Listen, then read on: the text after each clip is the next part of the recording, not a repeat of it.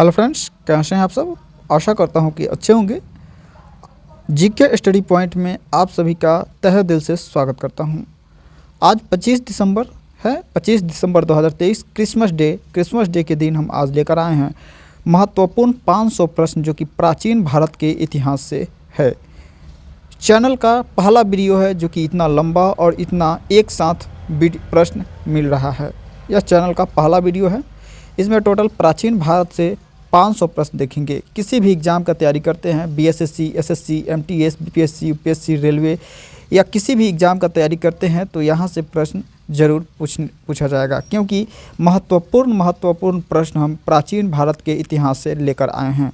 तो सभी प्रश्न को एक बार ज़रूर देखें और अपना प्रतिक्रिया कमेंट में ज़रूर दें। यदि किसी प्रश्न का आंसर जानते हैं तो उसे भी बताएं। आज शुरू करते हैं आज का सेशन। इतिहास को अध्ययन के अनुसार मुख्य रूप से 3 भागों में बांटा गया है। ठीक है दोस्तों, प्राचीन इतिहास, मध्यकालीन इतिहास एवं आधुनिक इतिहास। ठीक है, 3 भागों में बांटा गया है, प्राचीन इतिहास, मध्यकालीन इतिहास एवं आधुनिक इतिहास। ठीक है, वही अगला तो इस वीडियो में हम देखेंगे टोटल प्राचीन इतिहास का 500 प्रश्न टॉप होगा जो कि हर कॉम्पिटिटिव एग्जाम के लिए अनिवार्य है। तो चलिए शुरू करते हैं।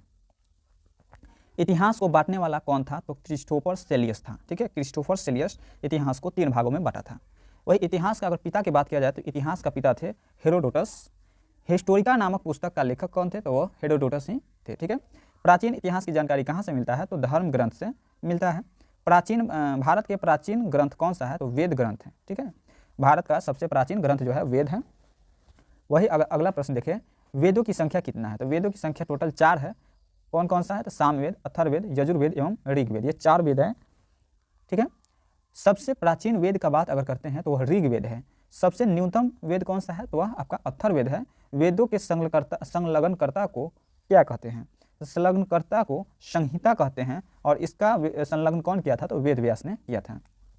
ऋग्वेद में सूक्त एवं मंडल की संख्या कितना है? तो ऋग्वेद में सूक्त 10 है और मंडल जो है 1028 है। सॉरी, यहाँ पर ऋग्वेद में सूक्त एवं मंडल की संख्या कितना है? तो 10 मंडल एवं 1028 सूक्त है। ठीक है दोस्तों, वही अगर अगला प्रश्न का देखा जाए, वेदों के संलग्नकर्ता कौन थे? तो वो वेद व्यास थे। ऋग्वेद में ऋचाओं की संख्या कितना है? तो ऋग्वेद में टोटल 10,462 ऋचाएँ हैं। ऋग्वेद के ऋचाओं को पढ़ने वाले को क्या कहते थे? तो होत्र कहते थे। वह ऋग्वेद के तीसरे मंडल में किसका वर्णन मिलता है? तो विश्वामित्र का वर्णन मिलता है। सूर्य देवता का गायत्री मंत्र तीसरे मंडल में है। ठीक है, सूर्य देवता का गायत्री मंत्र जो है वह किस वेद में है, किस मंडल में है? तो वह तीसरे मंडल में है। ठीक है, ऋग्वेद में सोम देवता का वर्णन किस मंडल में मिलता है? तो वह 9वें मंडल में मिलता है। ऋग्वेद में उल्लिखित पुरुष सूक्त का वर्ण कितना है? तो वर्ण जो है वह टोटल 4 है। कौन कौन सा है? तो क्षत्रिय, ब्राह्मण, वैश्य एवं शूद्र। ठीक है, ये 4 वर्ण मिलता है ऋग्वेद में। ठीक है, अगला प्रश्न अगर देखा जाए, ऋग्वेद में प्रयुक्त अद्यत शब्द किसके लिए प्रयोग है? तो गायों के लिए प्रयोग किया गया है। ऋग्वेद की पवित्र नदी कौन था? तो ऋग्वेद के सबसे पवित्र नदी था वह सरस्वती नदी था। ऋग्वेद में सर्वाधिक उल्लिखित नदी कौन है? तो वह सिंधु नदी सर्वाधिक उल्लिखित नदी है। ऋग्वेद में कितने देवी देवताओं का उल्लेख मिलता है? तो ऋग्वेद में उल्लेख जो मिलता है 33 देवी देवताओं का उल्लेख मिलता है। ऋग्वेद के शक्तिशाली देवता कौन थे? तो वो इंद्र देवता थे। ठीक है, ऋग्वेद के सबसे शक्तिशाली देवता इंद्र देवता थे। वही अगर बात किया जाए कि इंद्र देवता का वर्णित ऋचाव कितना है? तो वह 250 ऋचाएँ हैं। ठीक है, ऋग्वेद में के 7वें मंडल में कौन सा किसका वर्णन मिलता है? तो 10 राग का वर्णन मिलता है। ऋग्वेद में अग्नि देवता का कितना ऋचा है? तो वह टोटल 200 ऋचा है। ठीक है, ऋग्वेद में अविवाहित कन्या को क्या कहते हैं? तो अमाजु कहते हैं। आस्तो माँ सदम्य कहाँ से लिया गया है? तो आस्तो माँ सदम्य जो लिया गया है वो आपका ऋग्वेद से लिया गया है। ठीक है, वही अगला प्रश्न अगर देखा जाए, ऋग्वेद का अंग्रेजी अनुवाद किसने किया था? तो ऋग्वेद का अंग्रेजी अनुवाद जो किया था मैक्स मुलर ने किया था। वेद यात्री में सम्मिलित वेद कौन कौन सा है? ऋग्वेद है, यजुर्वेद है, सामवेद है। 3 वेद यात्री में सम्मिलित है। ऋग्वेद का उपवेद कौन सा है? तो आयुर्वेद है। आयुर्वेद की रचना किसने किया था? तो धन्वंतरी ने किया था। भारतीय संगीत का जनक किसे कहा गया है? ऋग्वेद को कहा गया है। वही अगला प्रश्न देखते हैं, भारतीय संगीत का जनक किसे कहा गया है? तो सामवेद को कहा गया है। यज्ञ में गाने वाले ऋचाओं का उल्लेख किसमें मिलता है? तो यज्ञ में गाने वाले ऋचाओं का उल्लेख जो मिलता है सामवेद में मिलता है। सामवेद के पठनकर्ता को क्या कहते थे? तो उद्दात्र कहते थे। सामवेद में कितने सूक्त है? तो टोटल 1018 सूक्त है। सामवेद में उपवेद को क्या कहते थे? तो गंधर्व वेद कहते थे। ठीक है, गद्य और पद्य किस वेद में वर्णित है तो वह यजुर्वेद में वर्णित है। सर्वप्रथम नक्षत्र का वर्णन किसमें मिलता है? यजुर्वेद में ही मिलता है। यजुर्वेद का पठनकर्ता कौन था? तो अर्धवायु था। ठीक है, यजुर्वेद में मुख्यतः उल्लिखित है, किसका उल्लिखित है? तो कर्मकांड उल्लिखित है। यजुर्वेद में ब्राह्मण का ग्रंथ कौन सा है? तो तैत्तिरीय एवं शतपथ ग्रंथ है। ठीक है दोस्तों, अगला बात किया जाए कि जादू टोना, भूत पिशाच, रोग निवारण किस वेद में वर्णन है? तो वह अथर्ववेद में वर्णन है। अथर्ववेद की रचना किसने किया था? तो महर्षि अर्थवा ने किया था अथर्ववेद का रचना। अथर्ववेद का ब्राह्मण वेद क्या है? तो गोपथ ब्राह्मण वेद है। ठीक है, अथर्ववेद का ब्राह्मण वेद गोपथ है। वही अगला प्रश्न अगर देखते हैं कि ऋग्वेद में हस्तलिखित को क्या कहते थे? तो हस्तलिखित को क्या कहते थे? खील कहते थे। वही बात किया जाए कि अथर्ववेद में मंत्र कितना है और वेद कितना है? तो मंत्र 731 है, जबकि वेद जो है 6000 है। ठीक है, स्त्री की सर्वाधिक गिरी हुई स्थिति किस में बताया गया है? तो मैत्रेयी संहिता में दर्शाया गया है। वही बात किया जाए उपनिषद की संख्या कितना है? तो टोटल उपनिषद 108 है। स्मृति ग्रंथ में सबसे अधिक प्राचीन और प्रामाणिक क्या है? तो वह मनुस्मृति है। स्मृति ग्रंथ में सबसे अधिक प्राचीन एवं प्रामाणिक जो है वह मनुस्मृति को दर्शाया गया है। इतिहास का क्रमबद्ध विकास का विवरण किसमें मिलता है? तो पुराणों में मिलता है। पुराणों की संख्या कितना है? तो 18 है। सबसे प्राचीन पुराण की अगर बात करें तो मत्स्य पुराण है। विष्णु पुराण में किस वंश का उल्लेख मिलता है? तो मौर्य वंश का उल्लेख मिलता है। आर्य सतवाहन वंश का उल्लेख किसमें मिलता है? तो मत्स्य पुराण में मिलता है। ठीक है दोस्तों, अगला प्रश्न अगर देखिए वायु पुराण में वर्णित वंश कौन सा है? तो वायु पुराण में वर्णित वंश जो है आपका गुप्त वंश है। वेदों के अर्थ उच्चारण समझने के लिए रचना किया गया है। किसका रचना किया गया है? तो वेदांग का रचना किया है। वेदों का अर्थ समझने के लिए वेदांग की रचना की गई है। शुंग वंश का मानक ग्रंथ क्या है? मनुस्मृति है। वेदांग की संख्या कितना है? तो 6 है। वैदिक कालखंड की कितनी संख्या है? 2 है। वैदिक कालखंड के 2 संख्या है। कौन कौन सा है देख लीजिएगा इधर। उत्तर वैदिक काल का कार्यकाल कब से कब तक माना जाता है? 1000 ईस्वी पूर्व से लेकर के 600 ईस्वी पूर्व तक माना जाता है। वही अगर ऋग वैदिक काल का कार्यकाल देखा जाए तो 1500 ईस्वी पूर्व से लेकर के 1000 ईस्वी पूर्व तक को माना गया है। उत्तर वैदिक काल का मुख्य ग्रंथ कौन सा है? तो महाभारत और रामायण, ये 2 मुख्य ग्रंथ है उत्तर वैदिक काल का। रामायण का लेखक कौन है? तो रामायण का लेखक महर्षि वाल्मीकि है। जबकि बात करें महाभारत का लेखक, तो महाभारत का लेखक जो है महर्षि वेदव्यास है। ठीक है दोस्तों, वही अगर अगला प्रश्न को देखते हैं, कोई वस्तु कितना पुराना है कैसे पता चलता है? तो कार्बन डेटिंग कार्बन 14 से पता चलता है। मनुष्य का विकास क्रमबद्ध होता है, ऐसा किसने कहा था? तो चार्ल्स डार्विन ने कहा था। ओरिजिन ऑफ बुक्स का लेखक कौन है? तो वह चार्ल्स डार्विन ही है। ठीक है, मनुष्य का वैज्ञानिक नाम क्या है? तो मनुष्य का वैज्ञानिक नाम है होमो सेपियंस। ठीक है, क्या नाम है? होमो सेपियंस है। मनुष्य का सबसे पहले किस धातु का प्रयोग किया था? मनुष्य जो सबसे पहले जिस धातु का प्रयोग किया था वो था तांबा। ठीक है दोस्तों, अगला प्रश्न देखते हैं, मनुष्य का सबसे पहले किस धातु का प्रयोग किया था? तांबा का। मनुष्य का सर्वप्रथम औजार क्या था? कुल्हाड़ी था। मनुष्य सर्वप्रथम किस जानवर को पालता था? तो कुत्ता को पालता था। ठीक है, अगला प्रश्न देखते हैं, आग का आविष्कार कब हुआ था? तो पूरा पाषाण काल में ही आग का आविष्कार हो गया था। पूरा पाषाण काल औजार का खोज किसने किया था? तो रॉबर्ट ब्रूट फ्रूट ने किया था। रॉबर्ट ब्रूट फ्रूट ने पूरा पाषाण काल के औजार का खोज किया था। पहिए का आविष्कार किसने कब हुआ था? तो 9 पाषाण काल में पहिए का आविष्कार हुआ था। प्राचीन ज्ञात सभ्यता कौन सा है? सिंधु घाटी सभ्यता सबसे प्राचीन सभ्यता है। हड़प्पा सभ्यता का खोज कब हुआ था? 1921 ईस्वी में हड़प्पा सभ्यता का खोज हुआ था। सिंधु घाटी सभ्यता का खोजकर्ता कौन था? तो दयाराम साहनी था। हड़प्पा सभ्यता के सर्वाधिक मान्य काल कब से कब तक माना गया है? तो 2500 ईस्वी पूर्व से लेकर के 1750 ईस्वी पूर्व तक माना गया है। सिंधु घाटी सभ्यता का युग किस प्रकार का था? तो अर्ध ऐतिहासिक काल का युग था। ठीक है दोस्तों, सिंधु घाटी सभ्यता कैसी सभ्यता थी? तो वह नगरीय सभ्यता थी। ठीक है, सिंधु घाटी सभ्यता का बड़ा स्थल किस प्रकार का था? तो वह सबसे बड़ा स्थल जो था वह हड़प्पा था। ठीक है, हड़प्पा था, इसलिए इसे हड़प्पा सभ्यता के नाम से भी जानते हैं। मोहनजोदारो का क्या अर्थ है? मोहनजोदारो का अर्थ है मृतकों का टीला, यानी यहाँ पे सबसे ज़्यादा मानव कंकाल मिला हुआ था। कहाँ से? तो मोहनजोदारो से ही मिला हुआ था। ठीक है दोस्तों, अगर अगला प्रश्न देखा जाए, मोहनजोदारो का खोजकर्ता कौन था? तो राखल दास बनर्जी। कौन था? राखल दास बनर्जी था मोहनजोदारो का खोजकर्ता। नर्तक कांस्य की मूर्ति कहाँ से मिलता है? तो मोहनजोदारो से मिलता है। वर्तमान में मोहनजोदारो कहाँ पर है? तो वह पाकिस्तान में है। सिंधु घाटी का सबसे पहला खोज स्थान कौन सा था? तो हड़प्पा था। वही अगला प्रश्न देखते हैं, हड़प्पा किस नदी के किनारे स्थित था? तो रावी नदी के किनारे स्थित था। सिंधु घाटी की जानकारी मिलता है, कहाँ से मिलता है? तो सिंधु घाटी का जानकारी जो मिलता है पुरातात्विक खदानों से मिलता है। हड़प्पा सभ्यता के घरों एवं नगरों की पद्धति किस प्रकार की थी? तो हड़प्पा सभ्यता के घरों एवं नगरों की पद्धति जो थी वह ग्रिड पद्धति में था। ठीक है, सिंधु घाटी सभ्यता की लिपि किस प्रकार का था? तो भाव चित्रात्मक लिपि था। घोड़ा का अवशेष कहाँ से मिलता है? तो सुरकोटरा से घोड़ा का अवशेष मिलता है। ठीक है दोस्तों। वही अगर प्रश्न की बात किया जाए, कालीबंगा किस राज्य में स्थित है? तो राजस्थान में स्थित है। कालीबंगा का क्या अर्थ होता है? तो काली चूड़िया। ठीक है। जूते खेत का साक्ष्य कहाँ से मिला है? तो कालीबंगा से ही मिला है। ईंटों का साक्ष्य कहाँ से मिला है? तो कालीबंगा से मिला है। वही मोहर किस पदार्थ का बना होता था? तो मोहर जो बना होता था सेल खड़ी का बना होता था। ठीक है। अगला प्रश्न देखते हैं, सिंधु घाटी सभ्यता का मुख्य व्यवसाय क्या था? तो वो व्यापार था। सिंधु घाटी सभ्यता का मुख्य व्यवसाय क्या था दोस्तों? तो वह व्यापार था। वही बात किया जाए, घरों का निर्माण किससे हुआ था उस समय? तो ईंटों से होता था। ठीक है। अगला प्रश्न देखा जाए 100 नंबर प्रश्न, तो यह जो है सिंधु घाटी सभ्यता का कहाँ तक फैला हुआ था? तो सिंधु घाटी सभ्यता जो फैला था पंजाब, राजस्थान, गुजरात, उत्तर प्रदेश, जम्मू कश्मीर एवं बलूचिस्तान। ठीक है, इतना जगहों तक फैला हुआ था। ठीक है। अगला प्रश्न देखते हैं। चलिए अगला प्रश्न है 101 नंबर, सिंधु घाटी सभ्यता, सिंधु घाटी वासी किसका उत्पादन करते थे? तो कपास का उत्पादन करते थे। सिंधु घाटी सभ्यता का बंदरगाह कौन था? तो लोथल एवं सुरकोटरा था। लोकयार्ड बंदरगाह का साक्ष्य कहाँ से मिलता है? तो लोथल से मिलता है। चावल की खेती का साक्ष्य कहाँ से मिलता है? तो वह भी लोथल से ही मिलता है। हड़प्पा का एकमात्र स्थल जहाँ का मकान का दरवाजा मुख्य दरवाजा से खुला, ऐसा कहाँ पे मिला था? तो लोथल से ही मिला था। स्वतंत्रता के बाद सर्वाधिक स्थल का खनन कहाँ पे हुआ था? गुजरात में हुआ था। किस स्थान से लकड़ी का अन्नागार मिला था? तो वह लोथल से मिला था। अगला प्रश्न अगर देखते हैं, अग्निकुंड का साक्ष्य कहाँ से मिला था? तो लोथल और कालीबंगा से 2 जगहों से मिला था।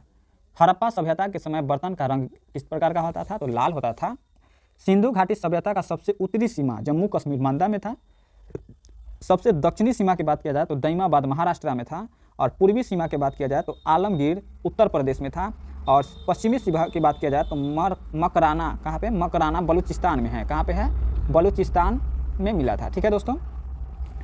तो एक बार फिर से समझ लीजिए कि सिंधु घाटी सभ्यता का सबसे दक्षिणी सीमा दैमाबाद महाराष्ट्र में, उत्तरी सीमा जम्मू कश्मीर मंदा में, और पूर्वी सीमा जो मिला था आलमगीर उत्तर प्रदेश में, और पश्चिमी सीमा मकराना बलूचिस्तान में मिला था। माप तौल के लिए पैमाने का खोज हुआ था, कहाँ से मिला था? वह गुजरात से मिला था। हड़प्पा समकालीन समाज किन वर्णों में विभक्त था? तो वह था विद्वान, योद्धा, व्यापारिक एवं श्रमिक, 4 वर्णों में विभक्त था। नलखिस्तान किस पुरास्थल को कहा गया है? तो मोहनजोदारो को नलखिस्तान के नाम से जाना गया है। सिंधु घाटी सभ्यता का संपूर्ण क्षेत्र किस प्रकार का है? तो त्रिभुजाकार है। ठीक है। वही बात किया जाए, सिंधु सभ्यता का मुद्रा किस देवता का चित्रांकन है? तो आंध्र शिव का चित्रांकन है। सिंधु सभ्यता के मुहर पर किसका चित्र था? तो बैल का चित्र था। हड़प्पा कालीन रोपड़ किस नदी के किनारे स्थित है? तो सतलुज नदी के किनारे स्थित है। हड़प्पा सभ्यता एक उन्नत जल प्रणाली का है, पता कैसे चलता है? कहाँ से? तो धौलावीरा से पता चलता है। धौलावीरा से पता चलता है कि हड़प्पा सभ्यता जो था एक उन्नत जल प्रणाली का था। ठीक है।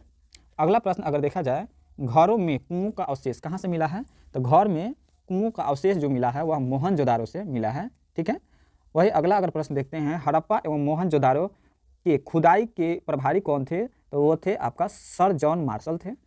अगला प्रश्न देखते हैं, मोहनजोदारो की सबसे बड़ी इमारत कौन सा है? तो उत्तर का विशाल स्नानागार मिलता है। ठीक है। घरों में कुओं का अवशेष कहाँ से मिला था? मोहनजोदारो से। हड़प्पा एवं मोहनजोदारो में खुदाई का प्रभारी कौन थे? तो वह सर जॉन मार्शल थे। मोहनजोदारो की सबसे बड़ी इमारत मानी जाती है किसको? तो वह विशाल स्नानागार को मानी जाती है। हड़प्पा वासी किस धातु से परिचित थे? तो वो थे तांबा से। ठीक है, तांबा से परिचित थे। हड़प्पा से संबंधित युगल शौचान के प्रमाण किस स्थल से मिला है? तो लोथल से मिला है। ठीक है दोस्तों। अगला प्रश्न अगर देखते हैं, कपास का उत्पादन सर्वप्रथम किसने किया था? तो हड़प्पा वासियों ने कपास का उत्पादन किया था।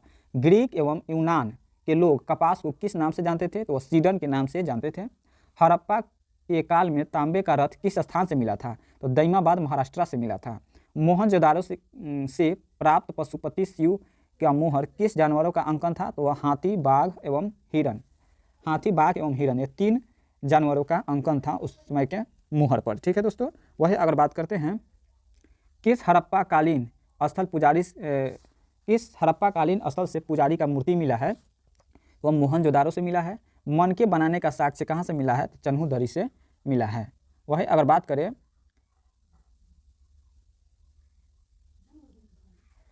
किस हड़प्पा कालीन स्थल से पुजारी का स्थल मिला है? तो वह मोहनजोदारो से मिला है। मन के बनाने का साक्ष्य कहाँ से मिला है? चन्हूदरी से मिला है। चन्हूदरो नामक स्थान वर्तमान में किस देश में है? तो वह पाकिस्तान में स्थित है। भारत में प्राचीन घाटी सभ्यता का सबसे बड़ा स्थल कहाँ पे है? तो राखी गढ़ी हरियाणा में है। राखी गढ़ी नामक स्थान नदी के किनारे है। तो किस नदी के किनारे है? घग्घर नदी के किनारे स्थित है। सभ्यता से टीन तांबा का आयात किस देश से किया जाता था? तो उस सभ्यता में टीन एवं तांबा का जो आयात निर्यात किया जाता था अफगानिस्तान एवं ईरान से किया जाता था। आग में पक्की ईंटों को क्या कहते थे? तो टेराकोटा के नाम से जानते थे।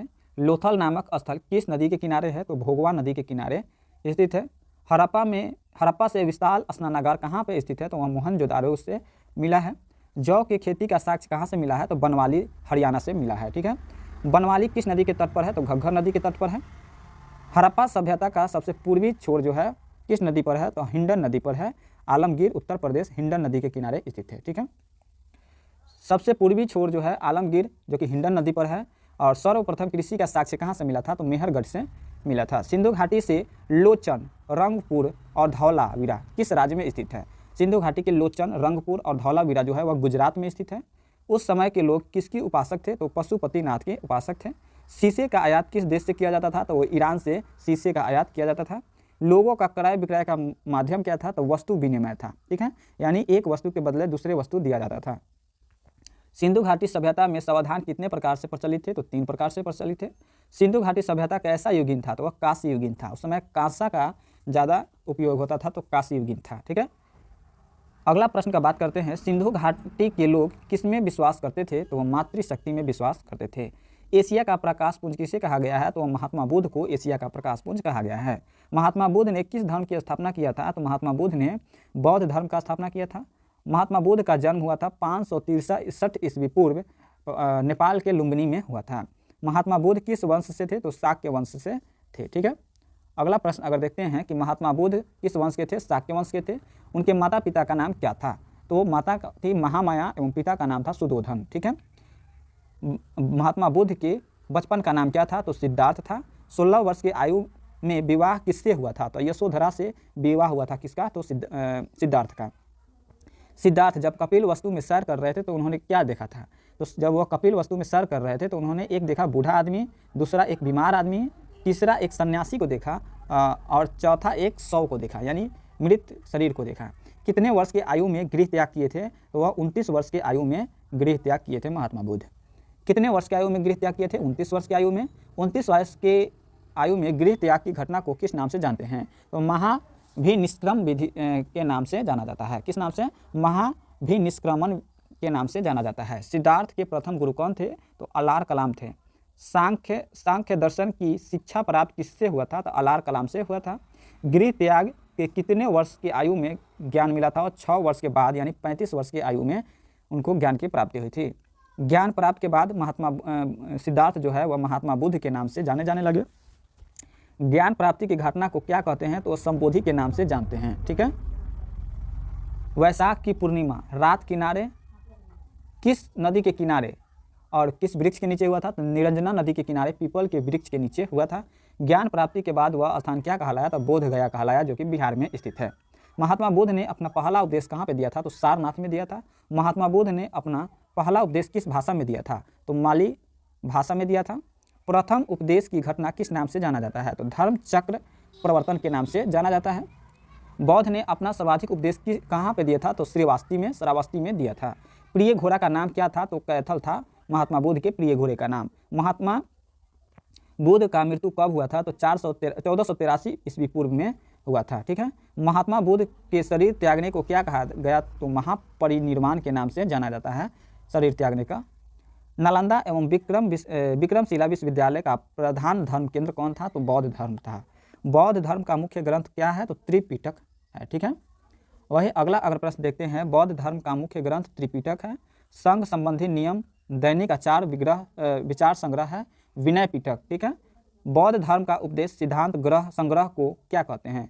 सूत्र पिटक के नाम से जानते हैं बौद्ध धर्म के संग्रह उपदेश को। अभिधम्म पिटक संग्रहित है त्रिरत्न। ठीक है। बुद्ध, धम्म एवं संघ, ये तीनों त्रिरत्न सम्मिलित है। किसमें है? तो अभिधम्म पिटक में संग्रहित है।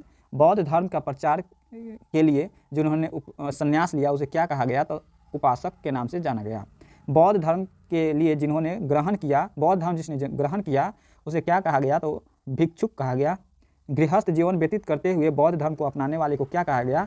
भिक्षुक उपासक के नाम से जाना गया। ठीक है, अगला अगर प्रश्न देखते हैं, बौद्ध धर्म में प्रवेश को क्या कहा जाता है? तो उप संपदा के नाम से जानते हैं।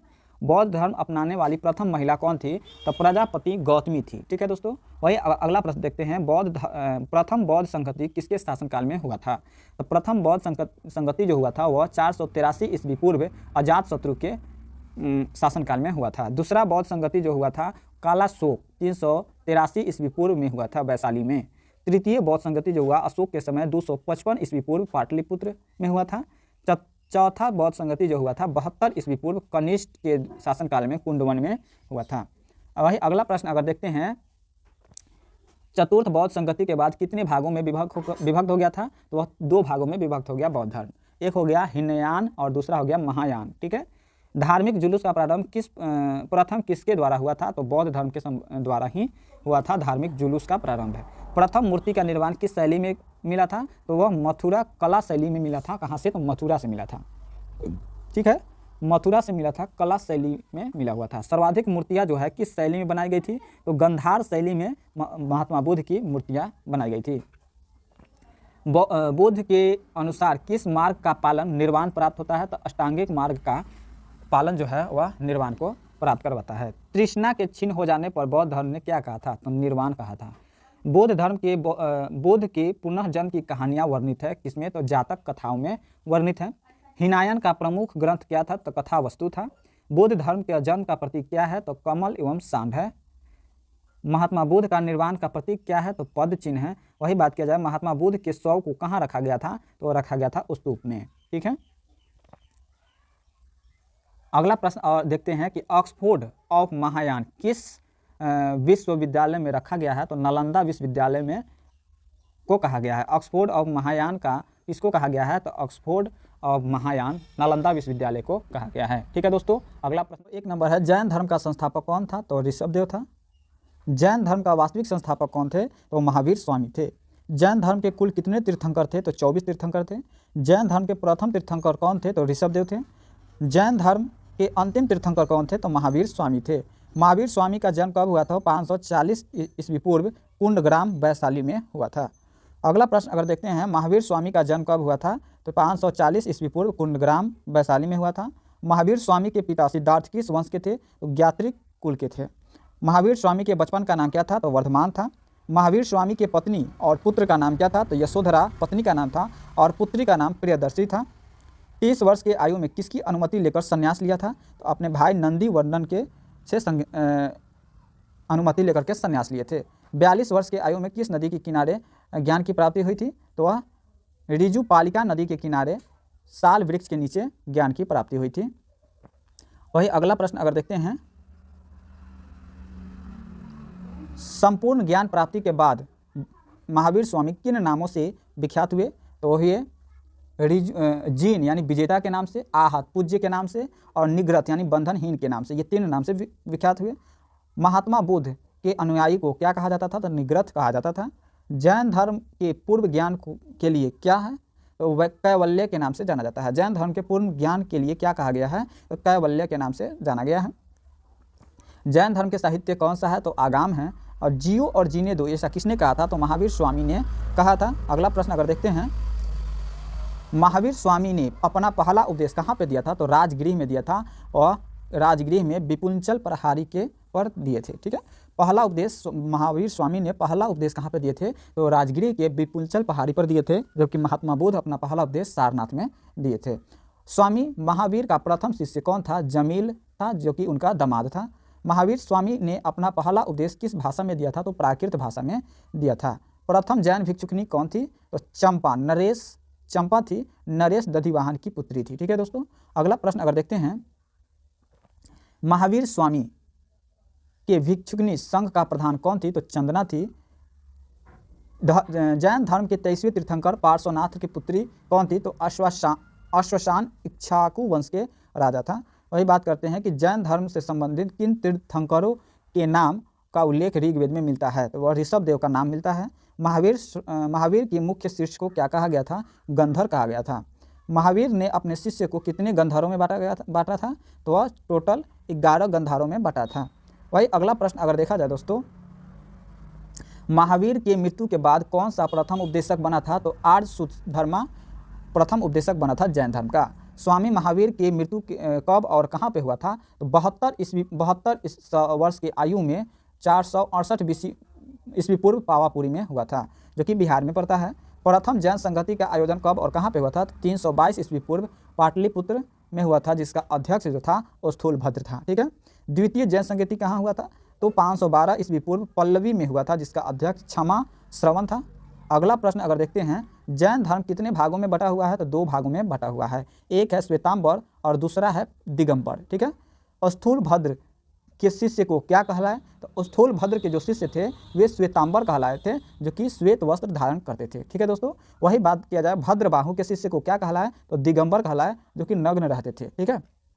जैन धर्म 2 भागों में बटा, एक था श्वेतांबर और दूसरा था दिगंबर। ठीक है। स्थूलभद्र के जो शिष्य थे वे श्वेतांबर कहलाए और भद्रबाहु के शिष्य दिगंबर कहलाए। श्वेतांबर श्वेत वस्त्र धारण करते थे, जबकि दिगंबर जो थे वह नग्न रहते थे।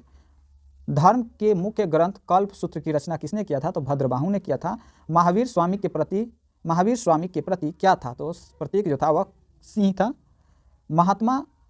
महावीर महात्मा बुद्ध के शासनकाल में उपदेश दिए थे। महावीर जो है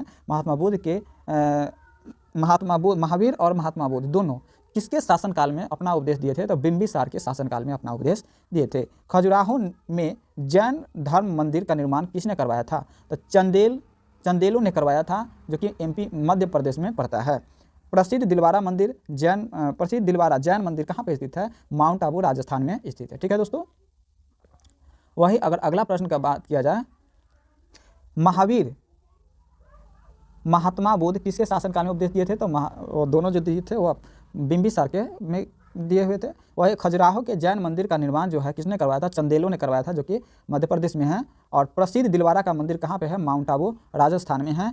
पंचम व्रत किस धर्म से है, जैन धर्म 239 धनवाद अनेकांतवाद और भेदभाव किससे संबंधित है, तो वह जैन धर्म से संबंधित है। ठीक है दोस्तों। वही अगला प्रश्न अगर हम देखते हैं कि भागवत धर्म का संस्थापक कौन था, तो वासुदेव कृष्ण थे। ठीक है। विष्णु के 10 अवतार का वर्णन मिलता है, मत्स्य पुराण से मिलता है।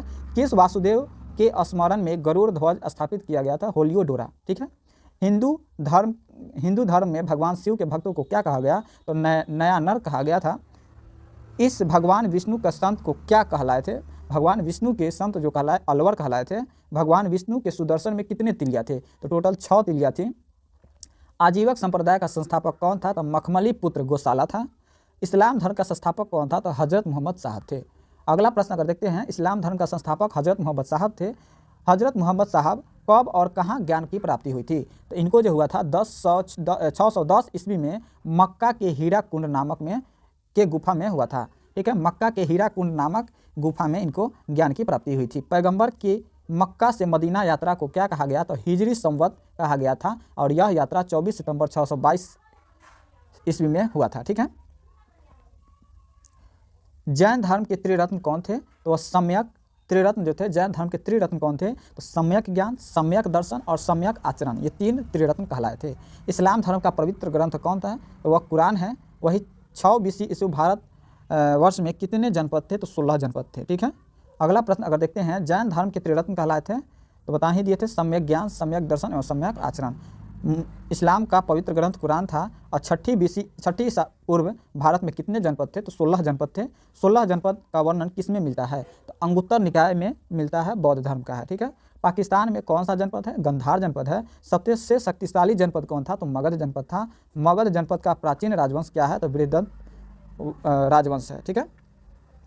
अगला अगर प्रश्न की बात किया जाए, तो वो है मगध साम्राज्य में हर्यक वंश का स्थापना किसने किया था, बिंबिसार ने किया था 544 ईस्वी पूर्व। बिंबिसार किस धर्म का अनुयायी था, तो बौद्ध धर्म का था। बिंबिसार ने किस राजवैद्य को बुद्ध की सेवा में भेजा था, तो जीवक को भेजा था। ठीक है दोस्तों।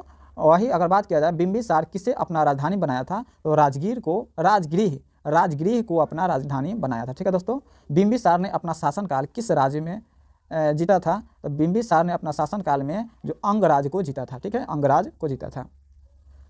अगला प्रश्न अगर देखा जाए, बिंबिसार को किससे विवाह के पश्चात काशी प्रांत जो है दहेज में मिला था? तो महाकोसला के विवाह के बाद इनको काशीराज दहेज में मिला था, जो कि कौशल राज की पुत्री थी। हर्यक वंश किस राजा ने साम्राज्य विस्तार हेतु वैवाहिक संबंध किया? तो बिंबिसार ने किया था। बिंबिसार की हत्या किसने किया था? उसके पुत्र अजातशत्रु ने किया था 492 ईस्वी पूर्व में। हर्यक वंश का दूसरा शासक कौन था? अजातशत्रु। अजातशत्रु को अन्य किस नाम से जाना जाता है? तो कुनिक के नाम से जाना जाता है। अजातशत्रु का शासनकाल कौन सी बौद्ध संगति हुई थी? तो प्रथम बौद्ध संगति हुई थी 483 ईस्वी पूर्व में। ठीक है दोस्तों, अगला अगर प्रश्न देखते हैं, अजातशत्रु के धर्म किस धर्म के अनुयायी था? तो बौद्ध धर्म का था। अजातशत्रु की हत्या किसने किया था? उसके पुत्र उदयन ने 461 BC में किया था। ठीक है दोस्तों, उदयन मगध के गद्दी पर कब बैठा? तो 461 ईस्वी पूर्व बैठा था। गंगा और सोन नदी के तट पर किस शहर की स्थापना हुई थी? तो वह पाटलिपुत्र शहर की स्थापना हुई थी। उदयन ने किसे अपना राजधानी बनाया था? तो पाटलिपुत्र को अपना राजधानी बनाया था। हर्यक वंश का अंतिम शासक कौन था? तो नागदशक था, जो कि संस्थापक जो था वह बिंबिसार था। हर्यक वंश का अंतिम शासक नागदशक और संस्थापक जो था वह बिंबिसार था। पितृहंता के नाम से मगध के किस वंश को जाना जाता है? तो मगध वंश को जाना जाता है। वही हर्यक वंश के अंतिम शासक को किसने पद से हटाया? तो उसके सेनापति शिशुनाग ने हटाया था। ठीक है दोस्तों, अगला प्रश्न अगर देखते हैं, हर्यक वंश के अंतिम शासक को किसने पद से हटाया? उसके सेनापति शिशुनाग ने। शिशुनाग ने अपना राजधानी कहाँ पे बनाया था? पटना से वैशाली स्थानांतरण किया था। शिशुनाग का उत्तराधिकारी कौन था? तो कालाशोक था। कालाशोक ने के समय बुद्ध के कौन सा संगति हुआ था? दूसरा बौद्ध संगति हुआ था। शिशुनाग वंश का अंतिम शासक कौन था? नंदीवर्मन था। और शिशुनाग वंश की अंत करके किसने नंद वंश का स्थापना किया? तो महापद्य नंद ने स्थापना किया था। किस शासक ने कलिंग को जीता और अपने राज्य में किस शासक ने कलिंग को जीता और जीतने के उपरांत उपाधि धारण किया था? तो पद्य नंद ने जीता था। नंद वंश का अंतिम शासक घनानंद था। ठीक है, नंद वंश का अंतिम शासक घनानंद था। जबकि पैगंबर की मृत्यु के बाद इस्लाम कितने भागों में बट गया? तो 2 भागों में बट गया था, पहला शिया और दूसरा सुन्नी। महाकौशला की पुत्री कौन थी? तो कौशल राज की पुत्री थी। ठीक है, हर्यक वंश का दूसरा शासक कब बना था? तो 483 ईस्वी पूर्व में बना था। कौन सा नंद शासक सिकंदर के समकालीन था? घनानंद था। सिकंदर ने भारत विजय अभियान कब प्रारंभ किया? 326 ईस्वी पूर्व में। 326 ईस्वी पूर्व में सिकंदर और पंजाब के किस राजा के बीच हाइडे स्पीज युद्ध हुआ था? तो राजा पारस और पंजाब के राजा था। ठीक है, अगला प्रश्न अगर देखते हैं कि 289 नंबर है, किस नदी के तट पर हाइडे स्पीज युद्ध हुआ था? तो झेलम नदी के तट पर युद्ध हुआ था। सिकंदर का प्रधान सेनापति कौन था? सेल्यूकस निकेटस था। हाइडे स्पीज युद्ध किस नाम से जाना जाता है? तो विस्तृता के युद्ध के नाम से जाना जाता है। सिकंदर का सेनापति कौन था? तो निर्याकस था। ठीक है, सिकंदर का सेनापति निर्याकस था। नंद वंश का अंतिम शासक घनानंद को हराकर किस मौर्य वंश का स्थापना किसने किया था? तो चंद्रगुप्त मौर्य ने किया था 322 ईस्वी पूर्व में। चंद्रगुप्त ने किसकी सहायता से घनानंद को हराया था? तो चाणक्य की सहायता से हराया था। चाणक्य को अन्य किन नाम से जाना जाता है? तो कौटिल्य के नाम से जाना जाता है और विष्णुगुप्त के नाम से जाना जाता है। चाणक्य द्वारा किस पुस्तक की रचना किया था? तो अर्थशास्त्र का किया गया था। अगला प्रश्न देखते हैं, विशाखा दत्त द्वारा रचित मुद्राक्षर नाटक में चंद्रगुप्त मौर्य को किस कुल को बताया गया है? तो विसल कुल को बताया गया है। चंद्रगुप्त मौर्य की किस कुल के अनुयायी थे? तो जैन धर्म के थे। किस तुलना में मैकियावेली प्रिंस पुस्तक की रचना हुई थे? तो चाणक्य के अर्थशास्त्र में। अर्थशास्त्र का पुस्तक किससे संबंधित है? तो राजनीतिक से संबंधित है। ठीक है दोस्तों, अगला प्रश्न देखते हैं, मौर्य वंश में प्रचलित मुद्रा क्या कहलाया था? तो पन्न कहलाया। चंद्रगुप्त मौर्य ने सेल्यूजिद को पराजित कब किया था? तो 305 ईस्वी पूर्व में किया था। पराजित के बाद किस वंश की शादी चंद्रगुप्त मौर्य से हुआ था? तो कर्नेलिया की शादी हुआ था। ठीक है, सेल्यूकेटस ने किस राजदूत को भेजा था चंद्रगुप्त मौर्य के दरबार में? तो मेगास्थनीज को भेजा था। मेगास्थनीज किस पुस्तक का लेखक है? इंडिका पुस्तक का लेखक है। चंद्रगुप्त मौर्य ने जैन धर्म के शिक्षा किससे लिया था? तो भद्रबाहु से लिया था। ठीक है दोस्तों, चंद्रगुप्त मौर्य और सेल्यूकस निकेटस के बीच युद्ध का वर्णन किसमें मिलता है? तो एपिनियास में मिलता है। ठीक है, चंद्रगुप्त मौर्य का मृत्यु कब और कहाँ पे हुआ था? 298 ईस्वी में हुआ था, श्रवण बेलाग्राम में। ठीक है, चंद्रगुप्त मौर्य ने किस विधि से अपना शरीर का त्याग किया था? तो संलेखना विधि से किया था। इस विधि में क्या होता है कि इंसान को भूखा प्यासा रह करके शरीर को त्यागना होता है। अगला मौर्य वंश का शासक कौन था? तो बिंदुसार था। ठीक है, बिंदुसार का शासनकाल चला था 298 ईस्वी से 273 ईस्वी पूर्व तक। ठीक है, अगला प्रश्न अगर देखा जाए, बिंदुसार का अन्य नाम क्या था? तो अमित्रघात एवं शिव में। अमित्रघात का मतलब होता है शिव विनाशक।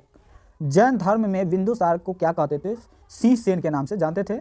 बिंदुसार के दरबार में कौन विदेशी राजदूत आया था? तो डायमेकस आया था। मौर्य में वन विभाग को क्या कहते थे? तो आंतरिक कहते थे। वही बात किया जाए कि मिस्र के शासक टोलगी द्वितीय ने बिंदुसार के दरबार में राजदूत को भेजा था, तो डायनोसिस राजदूत को भेजा था। बिंदुसार किस संप्रदाय के अनुयायी थे? तो आजीवक संप्रदाय के अनुयायी थे। अगला प्रश्न अगर देखते हैं दोस्तों, बिंदुसार किस संप्रदाय के अनुयायी थे? आजीवक संप्रदाय के।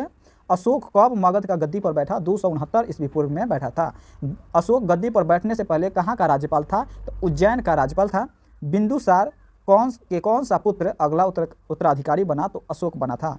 अभिलेखों में सम्राट अशोक कौन सी उपाधि धारण किया था? तो देवनाम प्रिय के नाम से धारण किया था। वही अगर अगला प्रश्न देखते हैं, पुराणों में राजवंश अशोक को किस नाम से जानते हैं?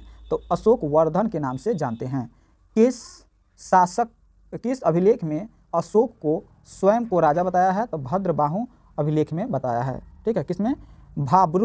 भाब्रू अभिलेख में बताया है।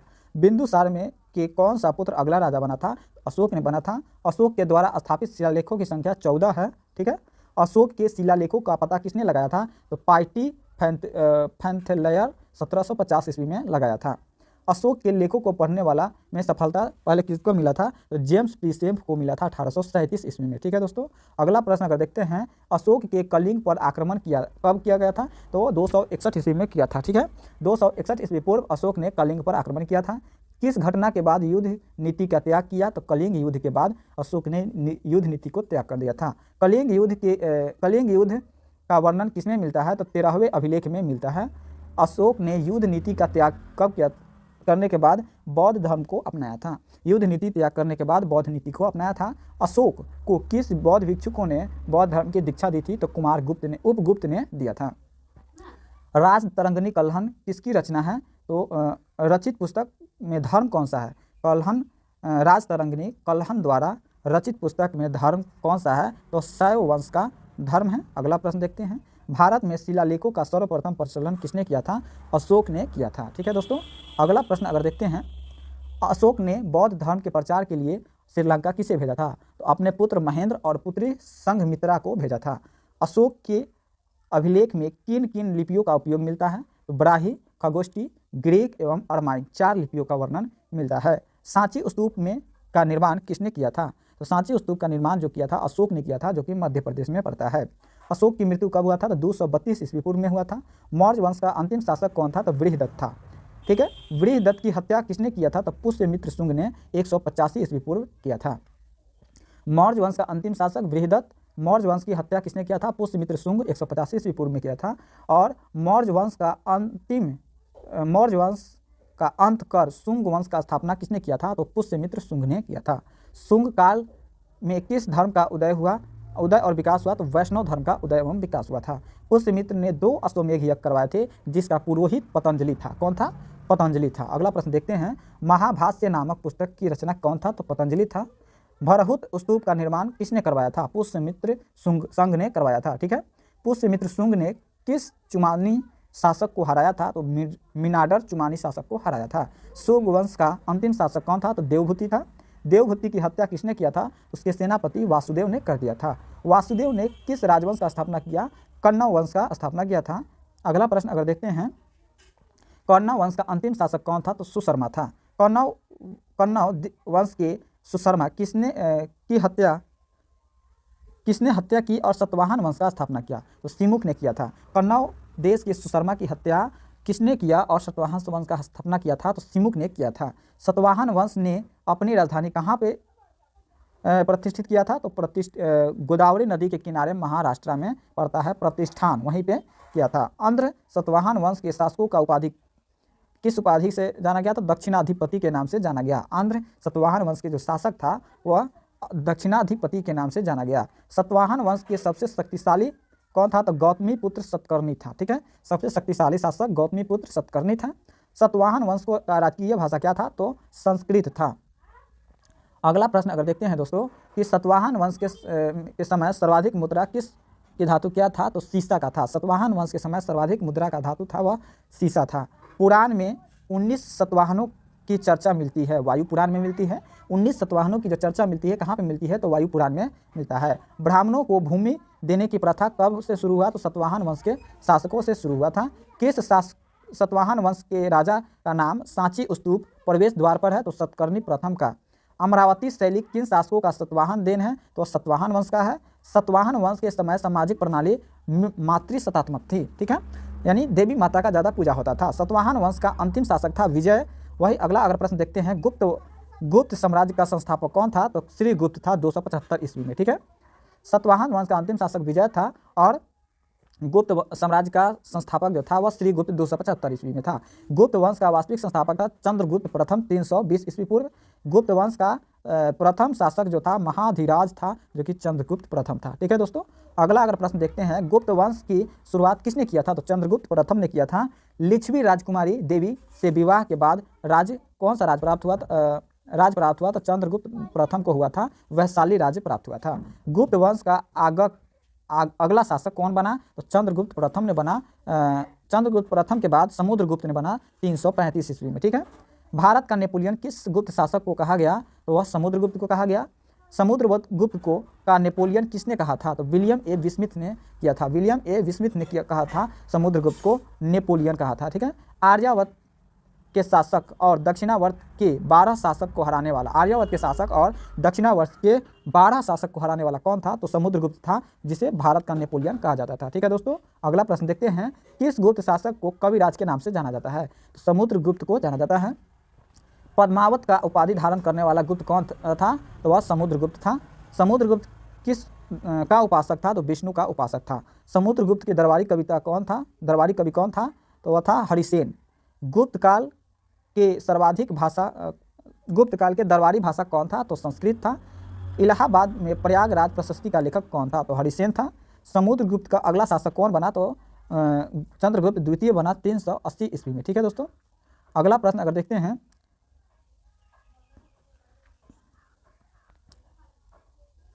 चीनी यात्री फहियान किस गुप्त शासन के समय भारत आया था? तो चंद्रगुप्त द्वितीय के समय आया था। ठीक है, शको कॉपर विजय के उपलक्ष्य में किस धातु का सिक्का चलाया गया था? तो चांदी का सिक्का चलाया था, प्रथम गुप्त शासक था। शको का विजय के उपरांत उपाधि धारण किया था, तो शको ने विजय के उपरांत विक्रमादित्य का उपाधि धारण किया था। दिल्ली में स्थित महारौली स्तंभ का निर्माण किसने करवाया था? तो चंद्रगुप्त द्वितीय ने दिल्ली में स्थित महारौली स्तंभ का निर्माण करवाया था। किस समुद्रगुप्त शासन के काल में को साहित्य और कला का स्वर्ण काल कहते हैं? तो चंद्रगुप्त द्वितीय को कहते हैं। अगर किस शासक के दरबार में 9 रत्न थे? तो वह चंद्रगुप्त द्वितीय के शासन में 9 रत्न थे। ठीक है दोस्तों, अगला प्रश्न अगर देखते हैं, किस चंद्रगुप्त शासन के काल को साहित्य एवं कला का स्वर्ण काल कहा गया है? तो चंद्रगुप्त द्वितीय को। ठीक है, किस शासन के दरबार में 9 रत्न विद्यमान थे? चंद्रगुप्त द्वितीय के। चंद्रगुप्त द्वितीय के उपाधि उत्तराधिकारी कौन था? तो कुमार गुप्त था। ठीक है, द्वितीय उत्तराधिकारी कौन था? तो कुमार गुप्त था। नालंदा विश्वविद्यालय की स्थापना किसने किया था? कुमार गुप्त ने किया था। अगला प्रश्न अगर देखते हैं, मयूर सिंहासन की रजत मुद्रा किसने चलाई थी? कुमार गुप्त ने। गुप्त प्रथम किस धर्म के अनुयायी थे? तो वैष्णव धर्म के अनुयायी थे। किस महान खगोल वैज्ञानिक ने गणितज्ञ का संबंध गुप्त काल से है? तो आर्यभट्ट का है। ठीक है, किस गुप्त शासक के समय हुनों ने सर्वाधिक आक्रमण किया था? तो स्कंदगुप्त। कुमार गुप्त का उत्तराधिकारी कौन था? तो वह स्कंदगुप्त था। स्कंदगुप्त का शासन जो चलता है 455 से लेकर 467 तक चलता है। कालिदास और धन्वंतरी किस गुप्त शासक के दरबार में 9 रत्न में शामिल था? तो चंद्रगुप्त द्वितीय के शासन काल में सम्मिलित था। अगला प्रश्न अगर देखते हैं, हुनों को पराजित करने वाला के बाद उपाधि धारण किया था विक्रमादित्य का। किस गुप्त शासक ने गिरनार पहाड़ी स्थित सुदर्शन मिल का उद्घाटन किया था, उद्धार किया था? तो स्कंदगुप्त ने किया था। अंतिम गुप्त शासक कौन था? भानुगुप्त। सोने के सिक्के सर्वाधिक किस वंश के काल में जारी हुआ था? तो गुप्त काल में हुआ था। भीतर स्तंभ लेख का संबंध किस गुप्त से है? तो स्कंदगुप्त से है।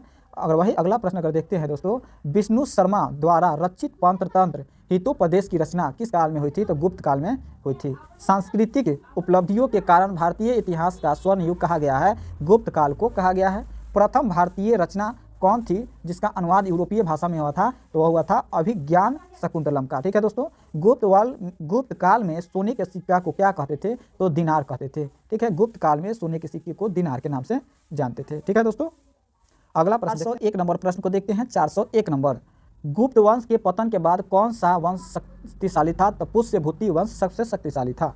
पुष्यभूति वंश का स्थापना किसने किया था? पुष्यभूति वर्णन ने किया था। ठीक है, पुष्यभूति वंश का प्रतापी शासक कौन था? तो हर्षवर्धन था। हर्षवर्धन कब राजगद्दी पर बैठा था? 606 ईस्वी में बैठा था।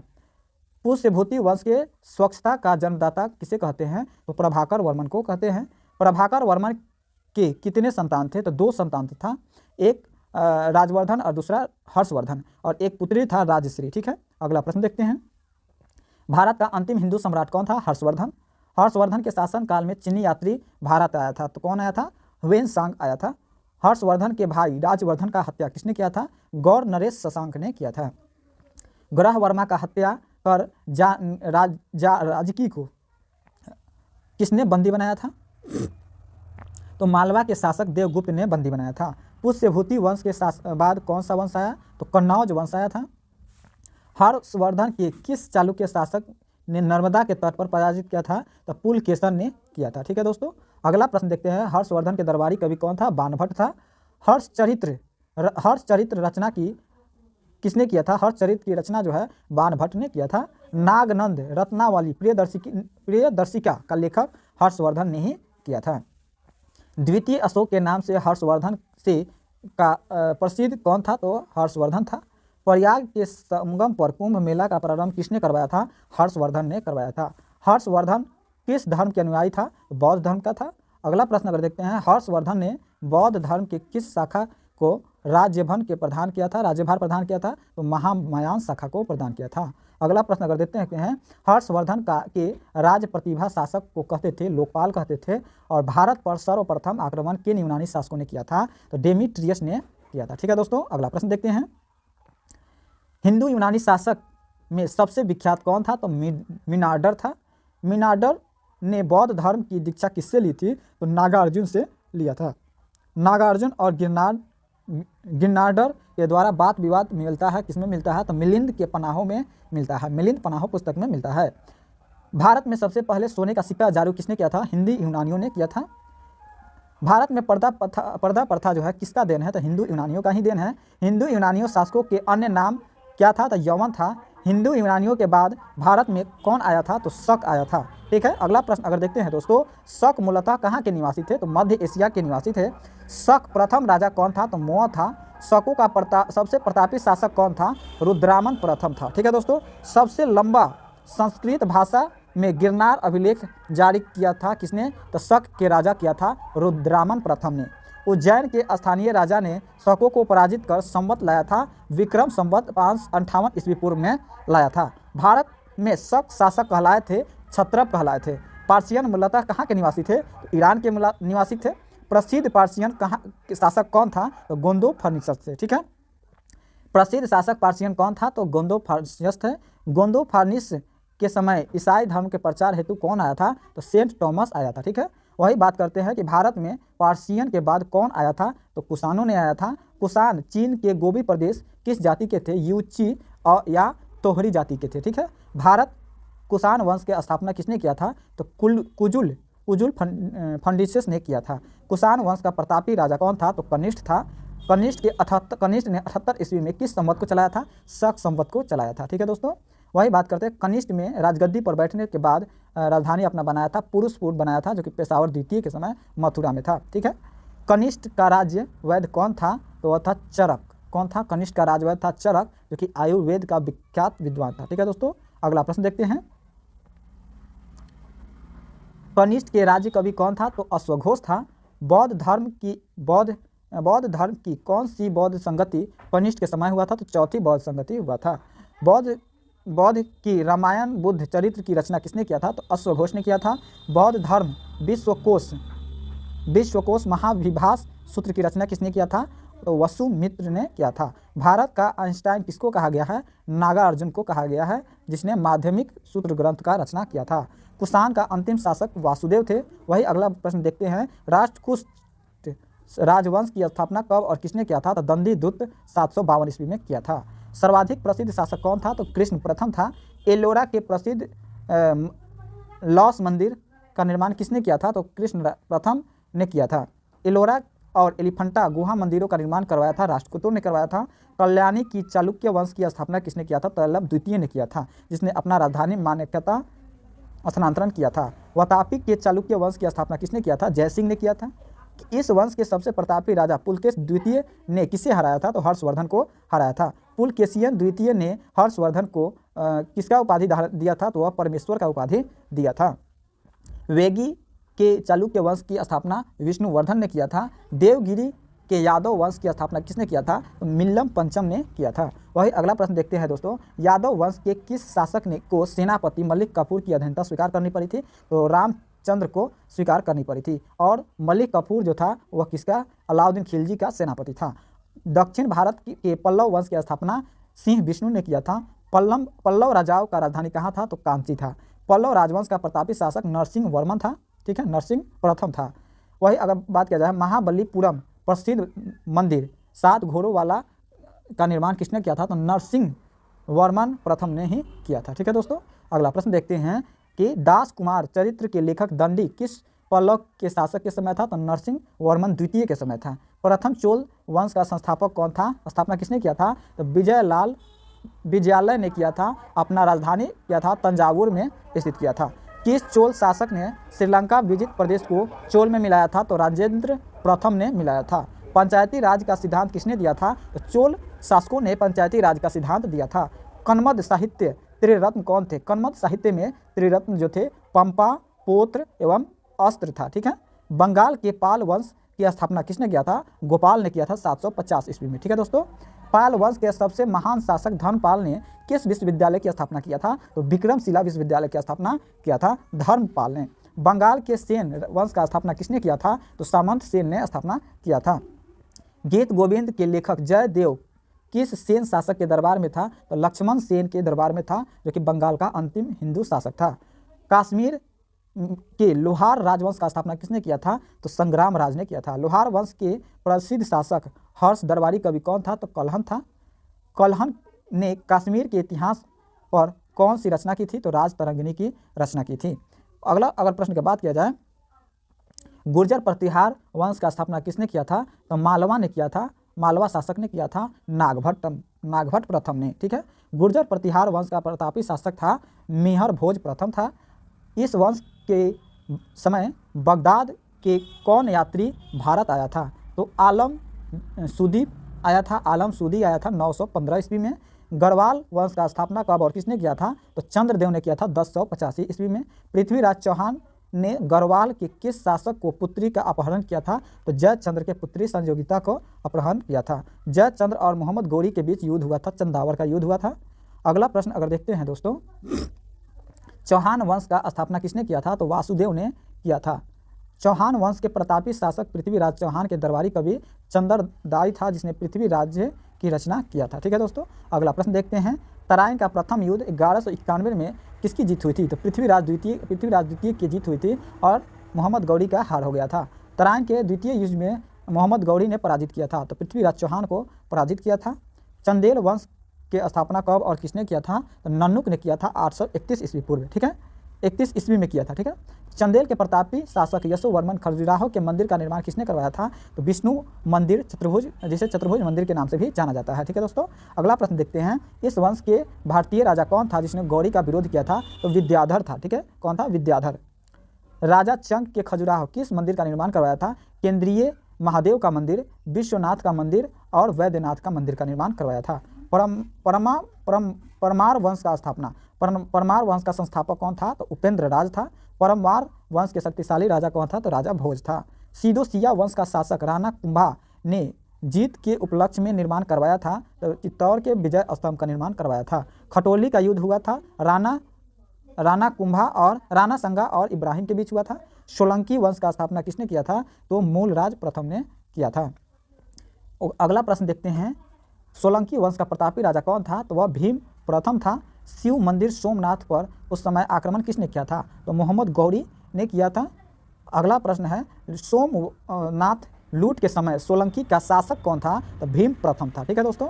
प्रसिद्ध दिलवारा मंदिर कहाँ पे स्थित है? तो वह राजस्थान में स्थित है। अगला प्रश्न देखते हैं, दिलवारा मंदिर राजस्थान के सिरोली जिले के माउंट आबू नगर में स्थित है। यह मंदिर 7 मंदिरों का समूह है।